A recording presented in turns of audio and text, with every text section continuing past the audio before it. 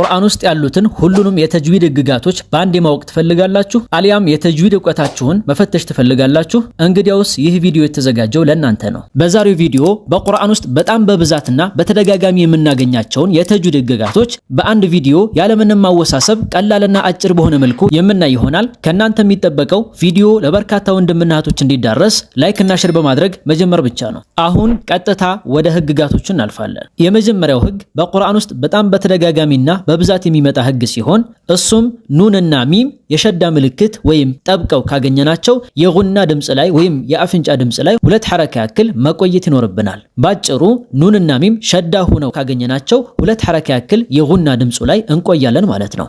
ለምሳሌ ቢረቢናስ ኢነለዚነ አመኑ عما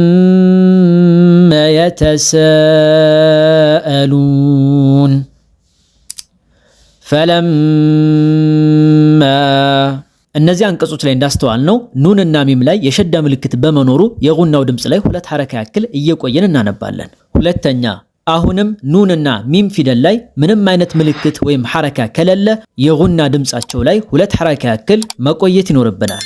ለምሳሌ ينفقون أنزل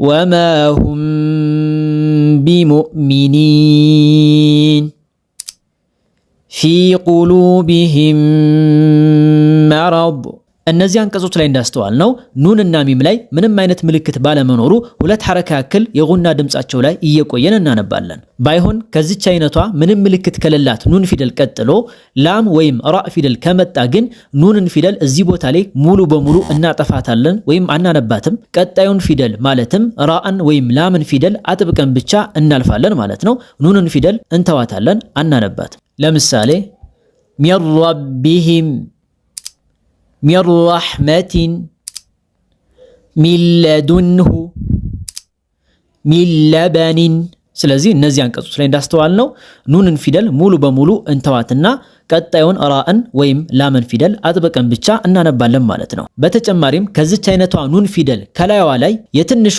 የሚም ምልክት ተቀምጣ ካገኘን ኑንን ሳይሆን የምናነበው ሚምን ነው የምናነበው ማለት ነው። ለምሳሌ الأنبياء من بعد ስለዚህ እነዚህ አንቀጾች ላይ እንዳስተዋል ነው እዚህ ቦታ ላይ ኑንን ሳይሆን ሚምን ነው የምናነበው ማለት ነው። ሶስተኛው የተንዊን ህግን በተመለከተ ሲሆን እንደሚታወቀው ተንዊን ማለት ፈትሐተይን ወይም ሁለት ፈትሐ፣ ከስረተይን ወይም ሁለት ከስራ፣ ضمتين ወይም ሁለት ضማ ማለት ነው። ታዲያ እነዚህ ጥንድ ጥንድ ሆነው የመጡ ሁለት ሐረካዎች አቀማመጣቸው እኩል ከሆነ የቃሉ መጨረሻ ላይ የምንጨምራትን ን የምትለዋን ድምጽ በግልጽ እናነባታለን ማለት ነው። ለምሳሌ رغدا حيث وهو بكل شيء عليم سواء عليهم ስለዚህ በዚህ መልኩ እኩል ሆኖ ከመጡ ን የምትለዋን ድምጽ በግልጽ እናነባለን ማለት ነው። ሆኖም በአንዷ የተንዊን ምልክት ቦታ የትንሿን የሚም ምልክት ተቀምጣ ካገኘን ን የሚለውን ድምጽ ሳይሆን የምናነበው በሷ ምትክ ም የሚለውን ወይም የሚምን ድምጽ ነው የምናነበው ማለት ነው።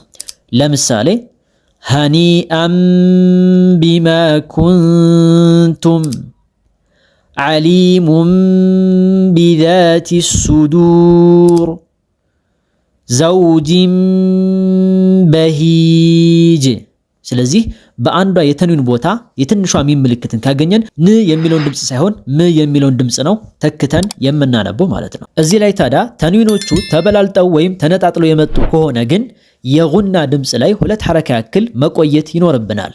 ለምሳሌ غشاوة ولهم نارا فلما أو كصيب من السماء ስለዚህ እነዚህ አንቀጾች ላይ እንዳስተዋል ነው ተንዊኖቹ ተበላልጠው ወይም ተነጣጥለው ከመጡ የጉና ድምጽ ላይ ሁለት ሐረካ ያክል እንቆያለን ማለት ነው። ባይሆን እዚህም ላይ ከነዚህ ከተበላለጡ ተንዊኖች ቀጥሎ ላም ፊደል ወይም ራ ፊደል ከመጣ ግን ን የምትለዋን ድምጽ አናነብም፣ ይልቁንስ ቀጣዩን ፊደል አጥብቀን ብቻ እናልፋለን ማለት ነው። ለምሳሌ ሪዝቀን ለኩም ገፉረን ረሒማ። ስለዚህ ከነዚህ ከተበላለጡ ተንዊኖች ቀጥሎ ላም ፊደል ወይም ራ ፊደል ከመጣ ጉና ሳንጠቀም ነው የምናነበው ማለት ነው። አራተኛ በቁርአን ውስጥ በጣም በተደጋጋሚና በብዛት የምናገኘው ህግ ሲሆን እሱም መድ ይባላል። ታዲያ በውስጡ በርካታ የመድ አይነቶች ቢኖሩም በአጭሩና በቀላሉ እንመልከታቸው። እንደሚታወቀው የመድ ወይም የመሳቢያ ፊደላት 3 ናቸው። እነሱም አሊፍ፣ ዋውና ያ ናቸው። በአጭሩ ኑሂሃ የሚለው የቁርአን አንቀጽ ላይ እናገኛቸዋለን። ታዲያ የመድ ህግጋትን ባጭሩ ለ3 ከፍለን ማየት እንችላለን። አንደኛ አጭሩ መድ፣ ሁለተኛ መካከለኛው መድ፣ ሶስተኛ ረጅሙ መድ። አጭሩ መድ የሚባለው እቺ የመድ ምልክት ከመድ ፊደሉ ከላዩ ላይ ያልመጣችበት ሲሆን 2 ሐረካ ያክል ብቻ ነው የሚሳበው። መካከለኛ የሚባለው መድ ደግሞ እቺ የመድ ምልክት ከመድ ፊደሉ ከላይ መታ ከመድ ፊደሉ ቀጥሎ የሐምዛ ፊደል የመጣ ጊዜ ሲሆን 4 ሐረካ ያክል ይሳባል። ረጅሙ መድ የሚባለው ደግሞ እቺ የመድ ምልክት ከመድ ፊደሉ ከላዩ ላይ መታ ነገር ግን ከመድ ፊደሉ ቀጥሎ ያለው ፊደል ከሐምዛ ውጭ ወይም ሐምዛ ካልሆነ የሚፈጠር የመድ አይነት ሲሆን 6 ሐረካ ይሳባል። ስለዚህ አጭሩ መድ 2 ሐረካ፣ መካከለኛው መድ 4 ሐረካ፣ ረጅሙ መድ ደግሞ 6 ሐረካ ይሳባሉ። እስኪ እያንዳንዳቸውን በምሳሌ እንመልከት። አንደኛ አጭሩ መድ ኡዚና። እዚህ አንቀጽ ላይ እንዳስተዋል ነው ዋው መድም ሆነ ያ መድም ሆነ አሊፍ መድም ሆነ እቺ የመድ ምልክት ከላያቸው ላይ የለችም። ስለዚህ እዚህ ቦታ ላይ 2 ሐረካ ያክል ብቻ ነው የምንስበው ማለት ነው። ኡዚና። ለመካከለኛው መድ ደግሞ አሰማ ፊ ኡሚሃ አንፉሰኩም። እነዚህ አንቀጾች ላይ እንዳስተዋል ነው የመድ ፊደላቶቹ ላይ የመድ ምልክቷ ተቀምጣ ከሷ ቀጥሎ ሐምዛ ፊደል በመምጣቱ አማካኝነት 4 ሐረካ ያክል እንስባለን ማለት ነው። ለረጅሙ የመድ አይነት ደግሞ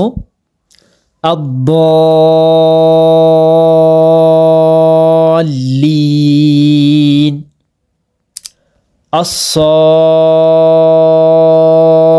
አሳኸ፣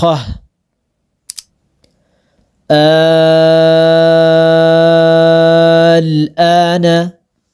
እነዚህ አንቀጾች ላይ እንዳስተዋል ነው የመድ ፊደላቶቹ ላይ የመድ ምልክቷ ተቀምጣ ሆኖም ከሷ ቀጥሎ ግን ሐምዛ ስላልመጣ ወይም ከሐምዛ ውጭ ያለ ፊደል ስለሆነ የመጣው 6 ሐረካ ያክል እንስባለን ማለት ነው። ባጭሩ የመድ ፊደል ላይ የመድ ምልክት ከሌለ 2 ሐረካ፣ የመድ ፊደሉ ላይ የመድ ምልክት መጥቶ ከሱ ቀጥሎ ሐምዛ ከመጣ 4 ሐረካ፣ የመድ ፊደሉ ላይ የመድ ምልክት መጥቶ ከሱ ቀጥሎ ሐምዛ ፊደል ካልመጣ ወይም ሌላ ፊደል ከመጣ 6 ሐረካ ያክል እንስባለን ማለት ነው።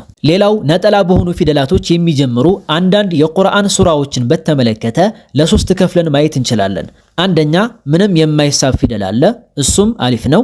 ሁለተኛ 2 ሐረካ ያክል የሚሳብ አለ፣ እሱም ከላዩ ላይ የመድ ምልክት የሌለበት ነው። ሶስተኛ 6 ሐረካ ያክል የሚሳብ አለ፣ እሱም ከላዩ ላይ የመድ ምልክት የተቀመጠበት ነው። ለምሳሌ ካፍ ሃ ያ ዐይን ሷድ። እዚህ አንቀጽ ላይ እንዳስተዋል ነው ካፍ ላይ የመድ ምልክት ተቀምጧል። ስለዚህ 6 ሐረካ ይሳባል። ሀ እና ያ ፊደል የመድ ምልክት የላቸውም። ስለዚህ 2 ሐረካ ብቻ ነው የሚሳቡት። ዐይን እና ሷድ የመድ ምልክት ተቀምጦባቸዋል። ስለዚህ 6 ሐረካ ይሳባሉ ማለት ነው። ሆኖም አሊፍ ፊደል ግን በዚህ መልኩ የሱራዎች መክፈቻ ላይ ከመጣ ምንም አይሳብም። ልክ አሊፍ ላም ሚም እንደሚለው ማለት ነው። ባጭሩ ነጠላ በሆኑ ፊደላቶች የሚጀምሩ ሱራዎችን በተመለከተ ፊደሉ ላይ የመድ ምልክት ካለ 6 ሐረካ እንስባለን። ፊደሉ ላይ የመድ ምልክት ከሌለ 2 ሐረካ ያክል እንስባለን። አሊፍ ግን ምንም አይሳብም ማለት ነው። አምስተኛውና በጣም በተደጋጋሚ የምናገኘው ህግ ሱኩን የሆኑ የላም ፊደላቶች ሲሆኑ አንደኛ በቁርአን ላይ የሱኩን ምልክት ያለበት የትኛውም የላም ፊደል በግልጽ ይነበባል። ለምሳሌ አልሐምዱ ወልአርዱ እንደሚለው ማለት ነው። ሆኖም ምንም ምልክት የሌለው የላም ፊደል ግን በግልጽ አይነበብም። ይልቁንስ ከቀጣዩ ፊደል ጋር ተጨፍልቆ ወይም ኢድጋም ተደርጎ ስለሚነበብ ቀጣዩ ፊደል አጥብቀን እናነባለን ማለት ነው። ለምሳሌ አሰማ ወሸምሱ። በዚህ መልኩ ላምን በግልጽ ሳናነብ ቀጣዩን ፊደል አጥብቀን እናነባለን ማለት ነው። ስድስተኛ ላይ የምናየው ድምጻቸው ከሌሎች ፊደላቶች አንፃር ሲታይ ነጠር የሚል ወይም ጎላ ተደርጎ የሚነበቡ የቀልቀላ ፊደላቶችን ሲሆን እነሱም 5 ናቸው። ቁጥቡ ጀድ ተብለው ይታወቃሉ። ቃፍ፣ ጣ፣ ባ፣ ጂም እና ዳል ናቸው። እነዚህ ፊደላቶች ድምጻቸው ነጠር ይላል። መቼ? አንደኛ ስኩን ሆነው በምናገኛቸው ጊዜ ለምሳሌ ረዛቅናሁም፣ አብሳሩሁም፣ ወቅተሪብ፣ ለም የሊድ፣ ኢጅተመዐት። ሁለተኛ የቃል መጨረሻ ላይ አግኝተናቸው የምናቆምባቸው ከሆነ ለምሳሌ ወሰማኢ ዛቲል ቡሩጅ፣ ቢረቢል ፈለቅ፣ አላሁ ሶመድ። ስለዚህ እነዚህ ፊደላት በምናቆምበት ጊዜ ወይም ስኩን በሚሆኑበት ጊዜ ድምጻቸውን ጎላ አድርገን ወይም ነጠር አድርገን እናነባለን ማለት ነው። ሰባተኛ ብዙ ሰዎች የሚቸገሩባቸው በመላስ ጫፍ የሚወጡ ፊደላቶች ሲሆኑ እነሱም 3 ናቸው። ዛ፣ ዛል እና ሳ። እነዚህ ፊደላትን ስናወጣ የምላስ ጫፋችንን ከላይኛዎቹ የፊት ጥርሶች ጠርዝ ጋር በማገናኘት መሆን ይኖርበታል። ዚልን ዚ ሰላሲ ሹዓብ። ስምንተኛ ማወፈርና ማቅጠንን በተመለከተ ሲሆን የአረብኛ ፊደላቶችን ከዚህ አኳያ ለ3 ከፍለን ማየት እንችላለን። አንደኛ ሁሌም የሚወፍሩ ፊደላቶች ሲሆኑ እነሱም 7 ናቸው። ኹሷ፣ ضغጢን፣ ቂዝ ማለትም ኸ፣ ሷድ፣ ዷድ፣ ገይን፣ ጣ፣ ቃፍና ዛ ናቸው። እነዚህን ፊደላት በየትኛው መሐል ላይ ብናገኛቸው ሁሌም ማወፈር ይኖርብናል። ሁለተኛ አንዳንዴ የሚወፍሩ አንዳንዴ የሚቀጥኑ ፊደላት ሲሆኑ እነሱም 3 ናቸው። አሊፍ፣ ላም እና ራ ናቸው። ሶስተኛ ሁሌም የሚቀጥኑ ፊደላቶች ሲሆኑ እነሱም ከነዚህ ፊደላቶች ውጭ የቀሩት ሌሎቹ 18ቱ ፊደላቶች ናቸው። እዚህ ላይ የመጀመሪያዎቹና የመጨረሻዎቹ ማለትም ሁሌም የሚወፍሩትና ሁሌም የሚቀጥኑት ለማንኛውም ሰው ግልጽ ስለሆኑ ሁለተኛዎቹን እናያለን። ማለትም አንዳንዴ የሚወፍሩትንና አንዳንዴ የሚቀጥኑትን መቼና እንዴት እንደሚወፍሩና እንደሚቀጥኑ በአጭሩ እናያለን። አሊፍ ፊደልን በተመለከተ ከሱ ቀድሞ ያለውን ፊደል የሚከተል ሲሆን ማለትም ከሱ ቀድሞ ያለው ፊደል የሚወፍር ከሆነ ይወፍራል፣ የሚቀጥን ከሆነ ደግሞ ይቀጥናል ማለት ነው። ለምሳሌ ኻፈ ስንል ኻ ፊደል የሚወፍር ፊደል ስለሆነ አሊፍም ይወፍራል። ታበ ታ ፊደል የሚቀጥን ፊደል ስለሆነ አሊፍም ይቀጥናል ማለት ነው። ላም ፊደልን በተመለከተ ደግሞ የምትወፈረው አላህ የሚለው ቃል ላይ በምትመጣበት ጊዜ ሲሆን አላህ ከሚለው ቃል ቀድሞ የመጣው ፊደል ሐረካው ፈትሐ ወይም ዶማ ከሆነ ትወፍራለች። ለምሳሌ ቁል ሁወ አላሁ አሐድ፣ ኢዛ ጃአ ነስሩላህ። ሆኖም አላህ ከሚለው ቃል ቀድሞ ያለው ፊደል ሐረካው ከስራ ከሆነ ግን ላሟ ትቀጥናለች። ለምሳሌ ቢስሚላህ፣ ፊ ዲኒላህ። ራእን ፊደል በተመለከተ ደግሞ ሐረካዋ ፈትሐ ወይም ዶማ ከሆነ ትወፍራለች፣ ከስራ ከሆነ ትቀጥናለች። ለምሳሌ ረቢል ዓለሚን፣ ሩሐማኡ በይነሁም። ስትቀጥን ደግሞ ሚን ሸሪ ማ ኸለቅ፣ ፈሪሒን። እንግዲህ በዚህ መልኩ ቁርአን ላይ በተደጋጋሚና በብዛት የምናገኛቸውን ዋና ዋና የሚባሉትን የተጅዊድ ህግጋቶችን አጭር ቀላልና ግልጽ በሆነ መልኩ ለማየት ሞክረናል። ዋናው ነገር ማወቅ ብቻ ሳይሆን ሁሌም ሳይሰለቹ መደጋገምና መለማመድ ያስፈልጋል። ታዲያ በእያንዳንዳቸው ህግጋት ዙሪያ ላይ ከዚህ በፊት የሰራኋቸውን ሰፋ ያሉ ቪዲዮዎችን ለማግኘት ከፈለጋችሁ የቴሌግራም ቻናል ላይ አስቀምጬላችኋለሁ። ኮሜንት ላይ በማስቀምጥላችሁ ሊንክ ገብታችሁ ማግኘት ትችላላችሁ። ቪዲዮውን ከወደዳችሁትና ከተጠቀማችሁበት ለሌሎች በርካታ ወንድምና እህቶች እንዲዳረስ ላይክ እና ሼር ማድረግ እንዳይረሳ። ቪዲዮ ላይ በተነሱ ነጥቦች ዙሪያ ላይ ግልጽ ያልሆነላችሁና ያልገባችሁ ነገር ካለ ኮሜንት ላይ አስፍሩልኝ። በቀጣይ በሌሎች ቪዲዮዎች እስክንገናኝ ድረስ መልካም ጊዜ እመኝላችኋለሁ። ወሰላሙ አለይኩም።